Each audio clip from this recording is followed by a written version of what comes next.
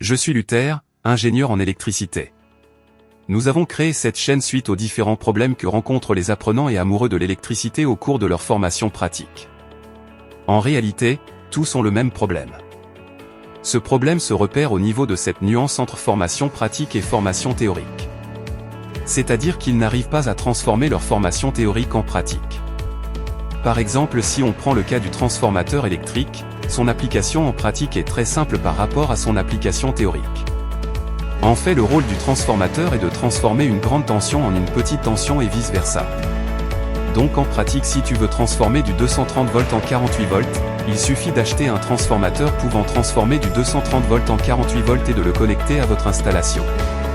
Tandis que la théorie, avec ses calculs innombrables, vous avez l'impression que l'utilisation du transformateur est complexe et qu'il faut être un expert pour comprendre et utiliser cet appareil.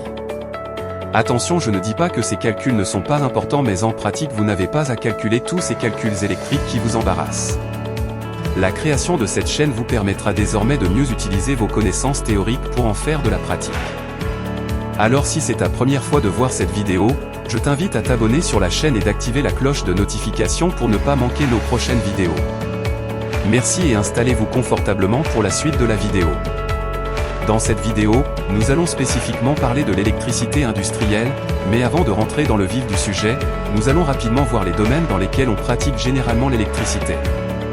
Notamment on pratique l'électricité dans les domaines de construction bâtiment comme le solaire et de l'industrie comme la production et la fabrication. L'électricité est vaste, nous pouvons tout apprendre de l'électricité. Mais nous pouvons nous spécialiser sur plusieurs branches en électricité. Donc rassurez-vous de savoir dans quelle branche vous vous sentirez le plus. Je me suis spécialisé en électricité industrielle par exemple et j'en ai fait de ça, ma passion. Voyons ce que c'est que l'électricité industrielle. L'électricité industrielle, c'est l'utilisation de l'énergie électrique dans les processus industriels tels que la fabrication et la production. L'électricité industrielle, ce n'est pas sorcier. Selon moi, c'est la plus facile de tout type d'électricité. Ce qu'il faut réellement comprendre en électricité industrielle, c'est le fonctionnement du moteur électrique. Lorsque vous êtes en industrie, vous remarquerez qu'il y a des moteurs électriques presque dans chaque installation. Se familiariser avec les moteurs électriques, c'est avoir les bases de l'électricité industrielle.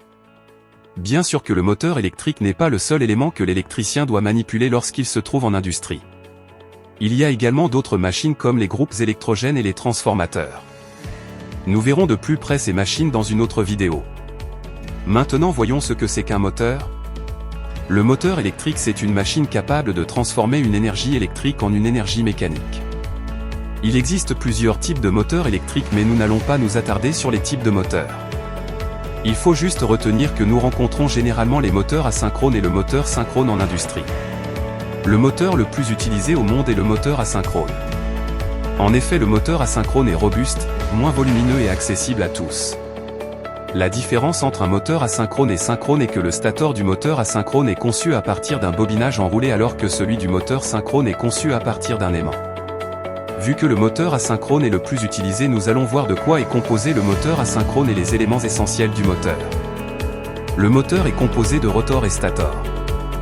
Le rotor, c'est l'élément mobile qui permet les mouvements du moteur et le stator est l'élément immobile qui contient l'élément mobile. Sur tous les moteurs, vous retrouverez un petit tableau qu'on appelle plaque signalétique. La plaque signalétique présente les différentes caractéristiques du moteur.